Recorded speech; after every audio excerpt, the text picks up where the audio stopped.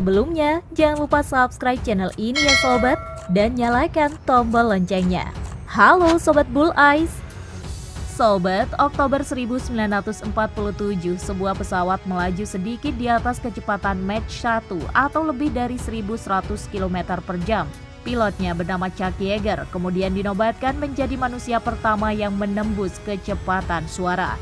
Yeager kala itu mengoperasikan pesawat eksperimental Bell Aircraft X-1 yang dicat warna oranye cerah.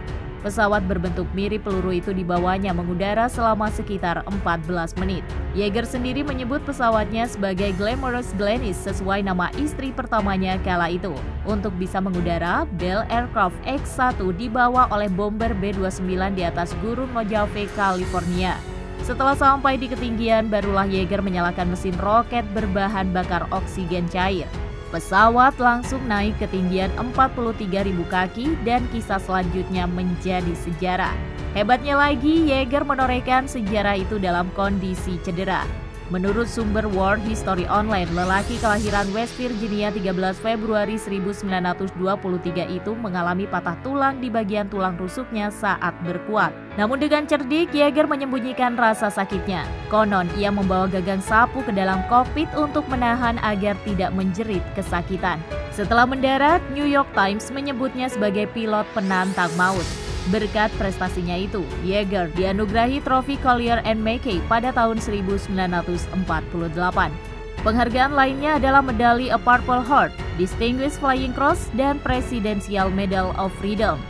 Tak cukup sekali memecahkan rekor, Chuck Yeager juga kembali terbang melampaui kecepatan suara lagi pada tahun 1953. Kali ini pesawat X-1A yang dibawanya mampu terbang sampai Mach 2,44. Penerbangan bersejarah itu kemudian membuktikan bahwa pesawat dapat bertahan dalam kecepatan supersonik. Penerbangan yang berhasil dilakukan Yeager kemudian menjadi landasan bagi perkembangan teknologi aviasi tahap berikutnya dalam penerbangan supersonik, jet-jet militer, serta pesawat antariksa berawak. Saat menembus kecepatan suara pertama, Yeager bertugas sebagai perwira Angkatan Udara Amerika sebagai pilot penguji.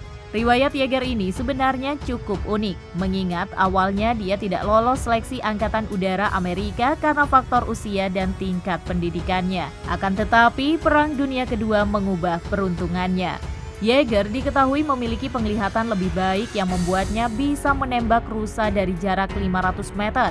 Dalam perang besar itu, Chuck Yeager juga tercatat menembak jatuh 13 pesawat musuh, 5 diantaranya dalam satu hari. Hebatnya lagi nih sobat, dia tidak pernah ditembak jatuh. Chuck Yeager akhirnya pensiun pada tahun 1975 dengan pangkat terakhir Brigadir Jenderal. Yeager meninggal pada Selasa 8 Desember 2020 di usia 97 tahun. Dia meninggal kurang lebih 7 dekade setelah ia mencetak sejarah tersebut dan mendapatkan penghormatan terakhir yang tinggi karena jasa-jasanya.